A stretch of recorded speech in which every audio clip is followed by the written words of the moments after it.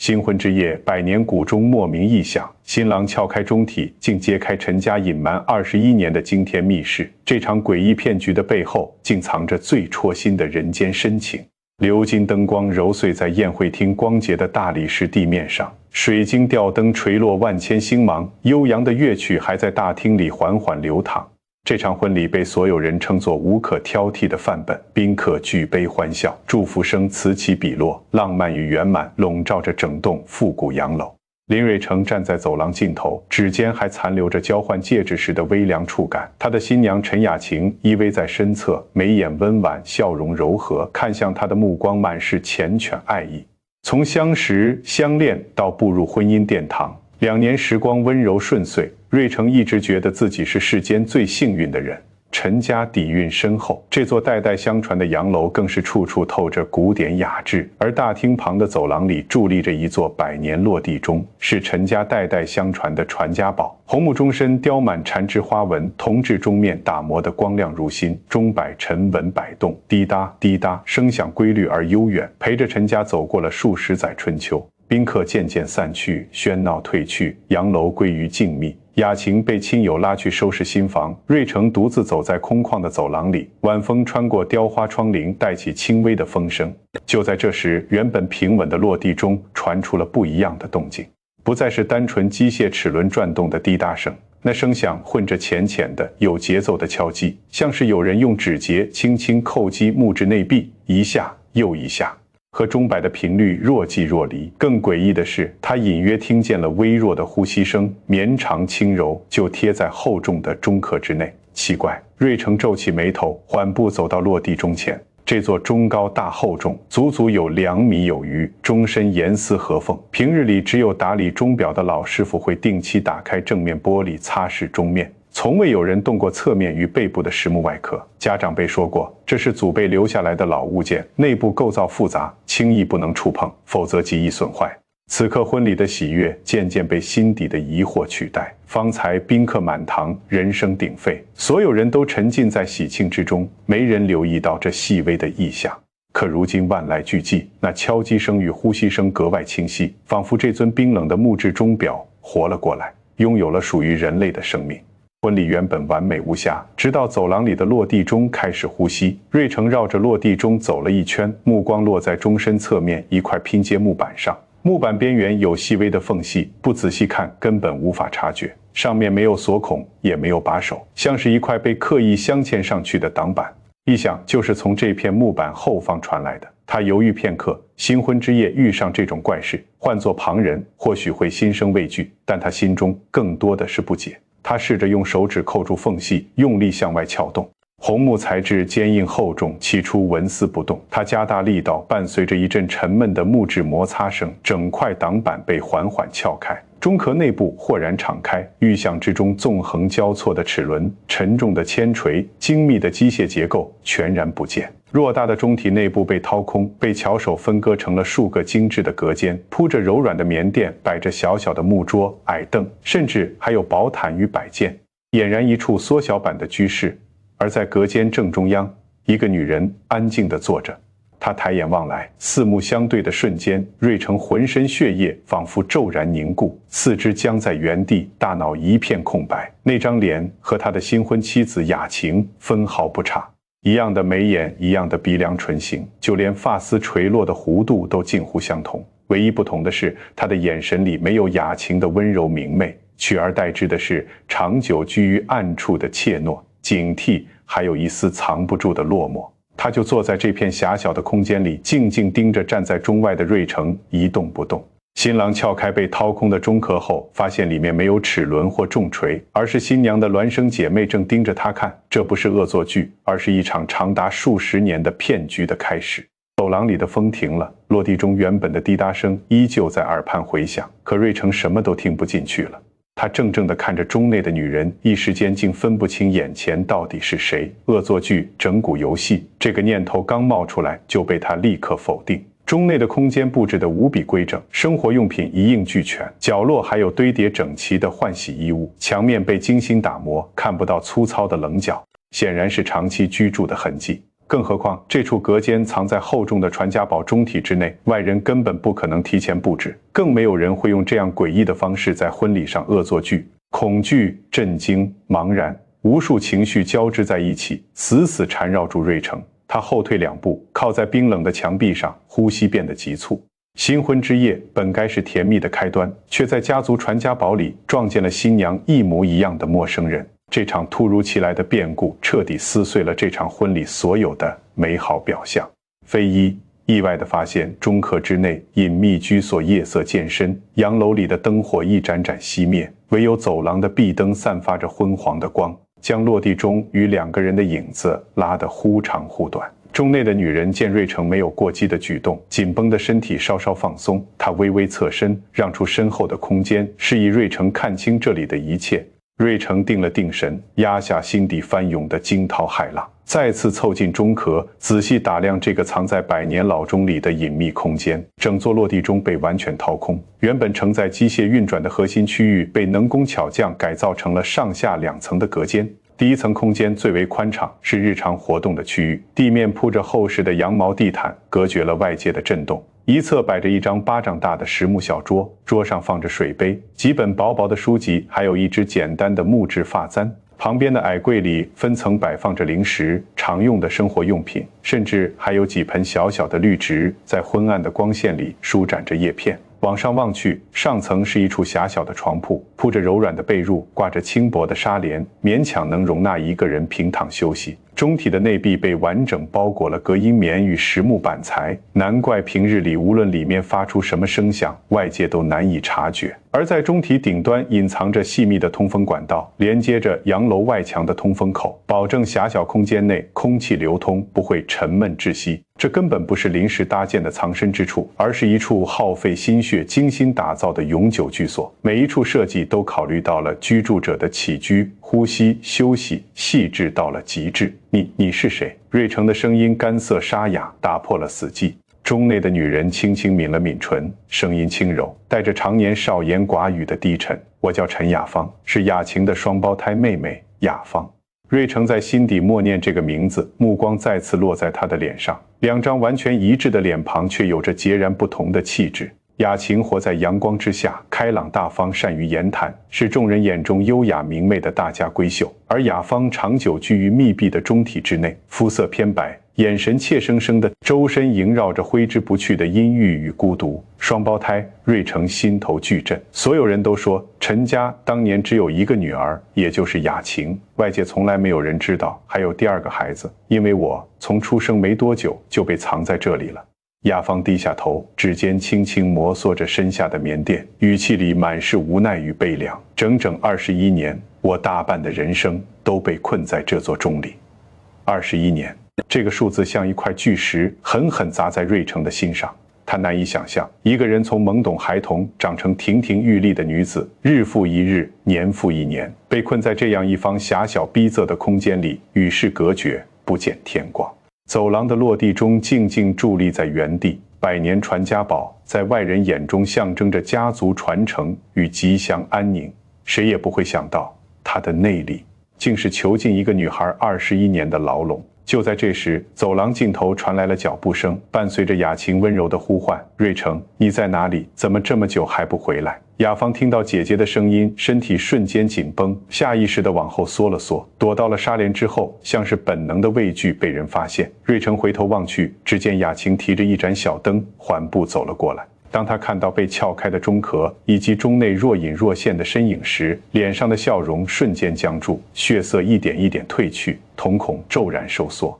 四目相对，雅晴所有的镇定轰然崩塌。她踉跄着上前，看着钟内的妹妹，嘴唇哆嗦着，半天说不出一句话。瞒了21年的秘密，在自己的新婚之夜被亲手揭开，现场陷入死一般的沉默。瑞成看着新婚妻子慌乱无助的模样，看着钟内妹妹落寞孤寂的神情，再看看这座被改造成居所的落地钟，心中已然明白，这背后绝不是简单的隐瞒，而是一场策划了数十年的巨大骗局。而他作为刚刚踏入陈家的女婿，在婚礼当晚成为了这个惊天秘密的第一个外来知晓者。雅晴深吸一口气，走到瑞成身边，声音带着哭腔：“对不起，瑞成，我瞒了你，也瞒了所有人。这件事要从我们姐妹俩小时候的一场意外说起。21年之前，陈家迎来了一对龙凤呈祥的双胞胎女婴，姐姐雅晴，妹妹雅芳。双胞胎的降生让整个陈家沉浸在巨大的喜悦之中。彼时陈家家境优渥，人脉广泛，是当地有头有脸的家族。2个女儿的到来被视作家族的福气。可这份喜悦在姐妹俩3岁那年被一场突如其来的意外彻底击碎。那年盛夏，家人带着2个孩子去郊外的湖边游玩，看护一时疏忽，年幼的雅芳不慎失足坠入湖中。等到众人慌忙将孩子救上岸时，雅芳已经陷入深度昏迷，生命迹象微弱。当地的医疗条件有限，医生给出了残酷的结论：孩子虽然保住了性命，但脑部受到重创，后续会伴随终身的健康隐患，反应迟缓，免疫力低下，无法正常生活、入学、参与社交。在那个年代，依照户籍法规与社会观念，一对双胞胎其中一人存在重度伤残，无法独立生存。若如实申报户口，不仅可能面临复杂的行政程序，整个家族也会遭受流言蜚语的攻击、邻里议论、亲友指点、圈子里的排挤。对于极其看重名声与脸面的陈家而言，是无法承受的打击。更让陈父陈母心碎的是，他们舍不得将奄奄一息的小女儿送走，一边是冰冷的规则与世俗的压力，一边是血脉相连、命悬一线的亲生女儿。走投无路之下，夫妻俩做出了一个疯狂又决绝的决定，对外宣称溺水的小女儿不幸夭折，世上陈家只有一个独女雅晴，而真正存活下来的雅芳被彻底隐藏起来，永远不见外人。这个决定成为了一场长达21年骗局的开端。为了隐藏多出来的2女儿，陈家耗费了巨大的心力。首先便是这座祖传的落地钟。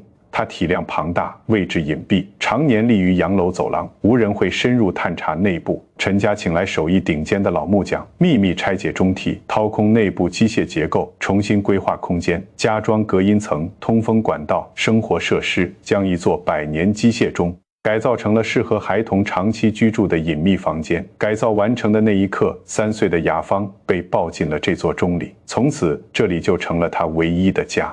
接下来的20余年里，陈家开始层层布局，编织一张密不透风的谎言大网。首先是户籍与官方登记，夫妻2人没有为雅芳办理出生登记，只保留了雅晴一人的户籍信息。面对村里干事户政事务所的核查，他们统一了口径，坚称当年只生下1个女儿，溺水夭折的传闻不过是旁人误传。那个年代户政系统不如现在完善，加上陈家人脉打点到位，官方档案里自始至终都只有雅晴一个名字。雅芳这个人仿佛从未在世间存在过。其次是应对亲友与社交圈子，陈家刻意减少了家中来客，尤其是留宿的客人。逢年过节走亲访友，永远只有雅晴陪伴在父母身侧。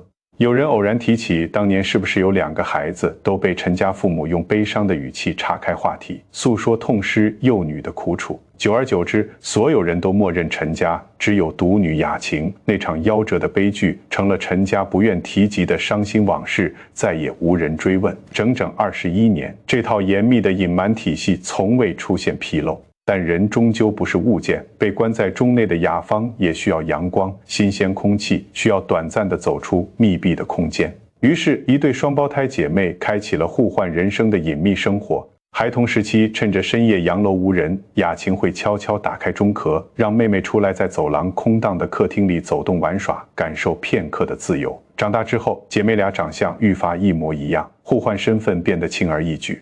平日里在外求学、社交、出席家族活动、结识朋友的都是性格开朗、善于交际的雅晴，而每隔一段时间，雅晴会找借口独处休息，闭门不出，实则是和妹妹互换位置。雅芳会穿上姐姐的衣服，短暂走出洋楼，去到郊外无人的田野，林间晒一晒久违的太阳，呼吸自由的空气，看一看外面鲜活的世界。而雅晴则暂时进入钟内，代替妹妹待上几个时辰。这样的互换成了姐妹俩之间心照不宣的约定。对于雅晴而言，这是对妹妹的陪伴与补偿；对于雅芳而言，这是灰暗生活里仅有的光亮。他们共用一个身份，共用一个人生，一个活在阳光下，一个藏在阴影里，彼此支撑，彼此守护。雅晴说到这里，早已泪流满面。他看向中内沉默的妹妹，眼中满是愧疚。我拥有所有正常女孩该有的一切：学业、朋友、自由、爱情，而这些本也该属于她。这么多年，我一边享受着阳光，一边守着这个秘密，每天都活在煎熬之中。我不敢谈恋爱，不敢全身心投入生活，因为我知道钟里还有一个我，替我承受着无边的黑暗。瑞成静静听着，心中五味杂陈。他终于明白，为什么相处时，雅晴偶尔会流露出莫名的忧郁，偶尔会突然变得沉默寡言。原来那不是性格使然，而是长久背负秘密的疲惫与煎熬。这场骗局没有穷凶极恶的算计，却用最沉默的方式困住了2个女孩的一生。借着廊灯微弱的光线，瑞成再次细致观察落地中的内部构造。这座看似古朴的传家宝是维系雅芳21年隐秘生活的核心载体，每一处设计都暗藏巧思，也暗藏辛酸。整座中体采用百年硬木打造，板材厚实，搭配多层隔音棉、实木夹层，形成了绝佳的隔音效果。洋楼平日里人来人往，走廊时常有人走动交谈，甚至举办宴会喧闹不止。可外界的声音很难穿透钟壁传入内部。同理，钟内的说话声、走动声，甚至是哭泣声，也会被层层阻隔，消散在木质结构之中。这也是21年里从没有人发现异常的关键。顶部隐藏的通风系统最为精妙，细密的管道顺着钟体向上，连同洋楼外墙高处的透气口，位置隐蔽，被藤蔓与绿植遮挡，外人无法察觉。管道口径细小，既能保证空气持续流通，避免狭小空间缺氧，又不会因为风口过大而暴露内部空间。管道内还加装了消音网，风吹过不会产生异响，完美融入洋楼的环境之中。内部空间分区明确，功能清晰。下层起居区，桌椅、储物空间齐全，满足日常饮食、阅读、休憩。上层睡眠区狭小封闭，纱帘可以遮挡光线，隔绝外界视线。地面铺设的厚地毯，既能减震，也能让行走的脚步变得无声。陈家父母当年改造时，倾尽所能，在有限的空间里给女儿打造了最舒适的环境。他们用物质弥补亏欠，却终究无法弥补自由的缺失。可再精巧的居所，终究是囚笼。21年不见完整的天空，常年居于密闭狭小的空间，与世隔绝。这种幽灵般的生活，给雅芳带来了难以愈合的心理创伤。我记得小时候最害怕深夜。雅芳缓缓开口，语气平淡，却字字戳心。钟里安安静静，只能听见钟摆的滴答声，还有自己的呼吸声。四周都是冰冷的木头，看不到星空，听不到虫鸣。有时候我会一整天不说一句话，对着墙壁发呆，分不清白天和黑夜。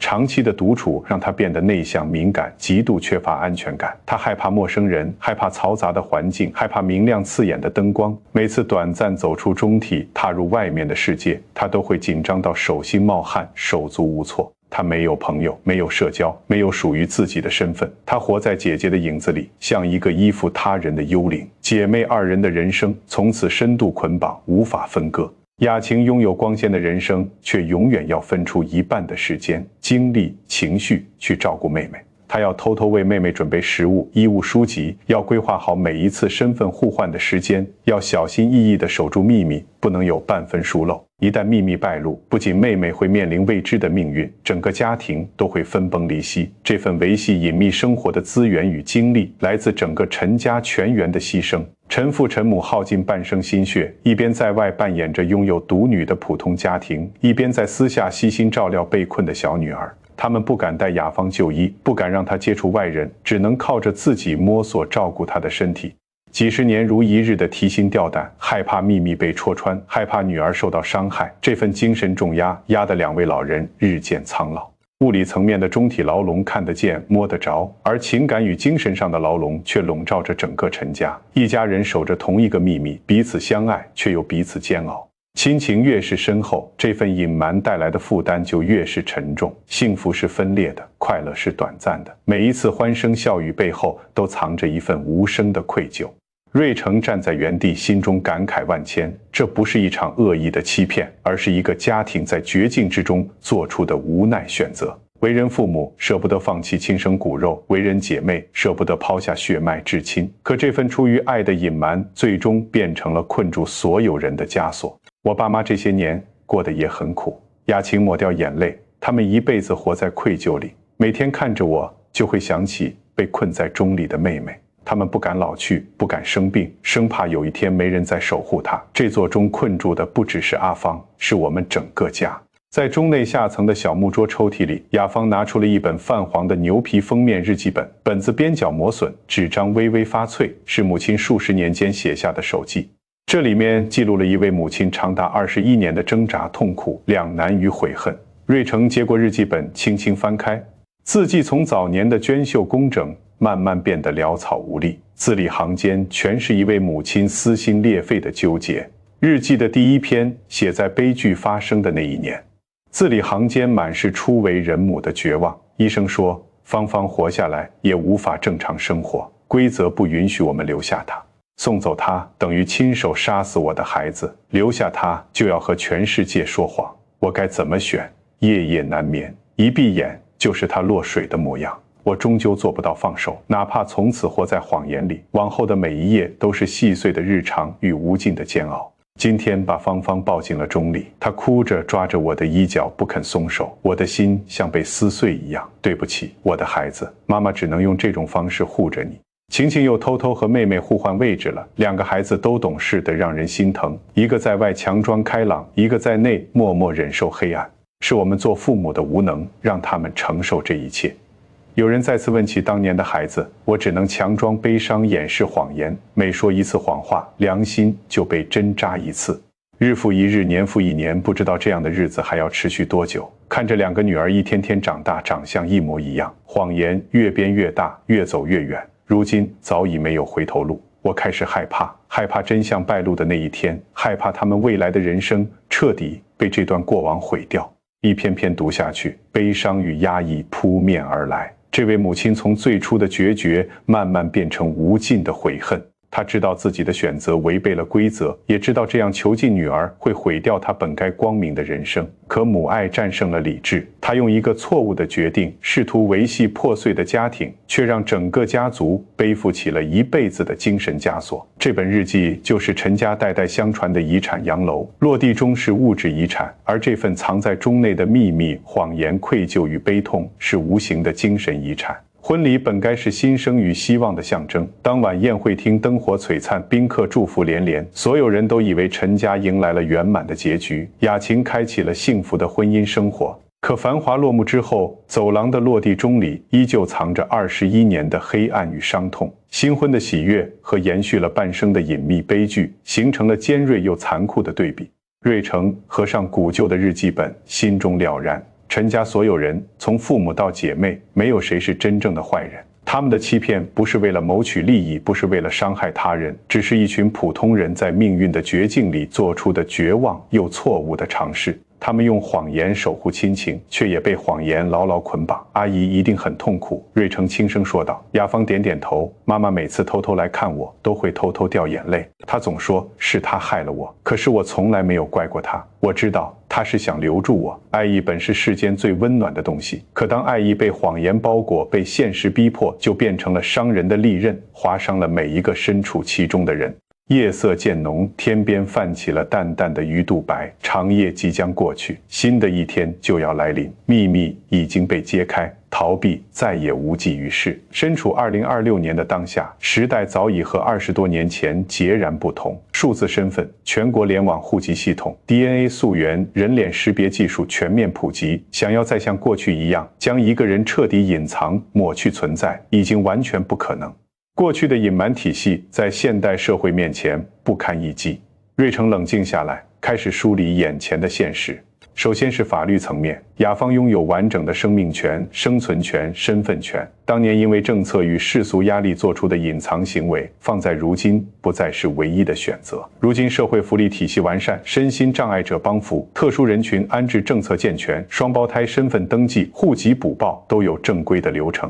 21年的隐匿生活，让雅芳失去了户籍身份、学籍、社交。如今第一件事就是为她补办合法身份，让她真正成为一个被社会承认、拥有正常权利的公民。其次是社会层面，真相早晚要面对隐瞒了21年的秘密，不可能永远藏下去。洋楼、亲友、周边圈子迟早都会知晓雅芳的存在。流言蜚语或许会袭来，过往的谎言会被议论、被评判，但比起继续将他囚禁在中内，直面真相才是唯一的出路。最关键的是2个女孩的人生。雅芳已经24岁，她不能再一辈子活在中里，活在姐姐的影子里。她需要走出囚笼，适应外界的生活，拥有属于自己的人生。而雅晴也不必在一边享受生活，一边背负沉重的秘密，不必再在阳光与阴影之间反复拉扯。钟不能再住了。瑞成看向姐妹2人，语气坚定：这个困住你们21年的地方该结束了。滴答的钟摆，压抑的呼吸，循环往复的隐秘生活，到此为止。雅晴看着瑞成眼中的真诚与包容，积攒多年的不安终于放下。她一直恐惧丈夫得知秘密后会认为自己被欺骗，会转身离开，会指责整个陈家。可此刻，瑞成没有愤怒，没有嫌弃，只有理性的思考和温柔的接纳。姐妹2人相视一眼，达成了默契。雅晴上前，彻底推开了钟刻的挡板。雅芳慢慢走出居住了21年的狭小空间，双脚踩在走廊平整的地面上，抬头望向窗外微微亮起的天际。清晨的第一缕微光穿透窗棂，落在她的脸上。时隔21年，她第一次在清晨时分完整的看见天光。她微微闭上眼，感受着微风、晨光、自由的空气，眼眶缓缓湿润。21年的黑暗、孤独、惶恐，在这一刻开始慢慢消散。接下来的日子，一家人选择主动直面一切。陈父陈母放下了数十年的心理包袱，主动前往户政事务所，如实陈述当年的往事，按照正规流程为雅芳补办户籍、身份信息。户政人员了解完整的前因后果后，结合过往的历史背景与当事人的身体、精神状况，依现行规定一步步办理手续。过程并不轻松，问询、核查、资料补充，外界也渐渐知晓了陈家的往事，议论声时有出现，有人不解，有人惋惜，有人感慨命运无常。但陈家一家人紧紧依偎在一起，不再逃避。落地钟被彻底清空，内部的起居隔间全部拆除，重新请师傅修复100年机械结构。这座传承数代的传家宝终于回归了它原本的模样。滴答滴答，沉稳的钟摆声再次响起，不再裹挟黑暗与秘密，只是单纯的记录时光流转。走廊里再也没有隐秘的呼吸声，21年的隐秘循环彻底终结。雅芳开始慢慢适应外面的世界。起初，她依旧胆怯内向，害怕人群，不敢与人交流。雅晴寸步不离地陪伴在妹妹身边，带着她出门散步，接触外界，学习新知识。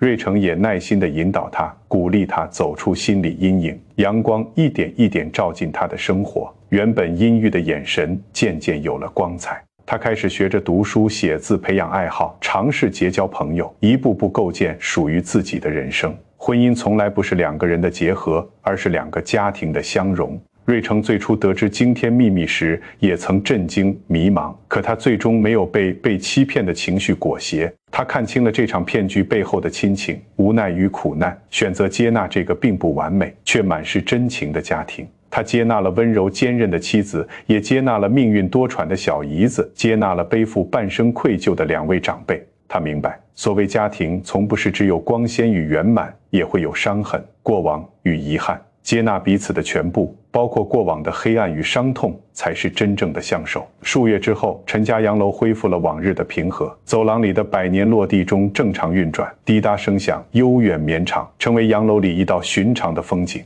如今的洋楼里，时常能看到2个容貌一模一样的女子并肩而行，一个开朗明媚，一个温婉沉静，一左一右相伴而行。雅芳彻底走出了钟内的囚笼，虽然过往的阴影无法彻底抹去，但她不再是活在暗处的幽灵，她拥有了合法的身份、自由的生活，还有家人无微不至的陪伴。雅晴卸下了压在心头21年的重担，眉眼之间多了真正轻松的笑意。她和瑞成的婚姻没有因为那场惊天秘密而破裂，反而因为共同经历了风雨变得愈发牢固。瑞成用包容与担当撑起了这个历经苦难的家庭。当年一场绝境之中的错误选择，编织出长达21年的谎言，困住了一代人的人生。但谎言终有戳破的一天，黑暗也终究挡不住晨光。落地中依旧在呼吸，只是这一次里面不再囚禁孤独的灵魂，它只是一座静静伫立的老物件，见证着一个家庭从隐秘的伤痛里走出，拥抱崭新的未来。婚礼那天晚上突如其来的诡异一生，那场撕开所有伪装的意外发现，没有带来背叛与决裂，反而让所有人直面过往，与遗憾和解。人生从不会永远完美，就像这座曾经被掏空的落地钟，有过扭曲的构造，有过黑暗的角落，但只要愿意推倒牢笼，迎接光明，岁月终会慢慢抚平伤痕，钟声悠悠，岁月向暖。这个历经风雨的家庭，终于在阳光之下，迎来了完整而安稳的新生。烟火故事集觉得世人看见20年骗局，我看见父母绝境护女的深情，万般隐瞒皆为疼爱，不堪的真相里藏着最耀眼的人性光辉。我是烟火故事集，愿真心皆被温柔以待。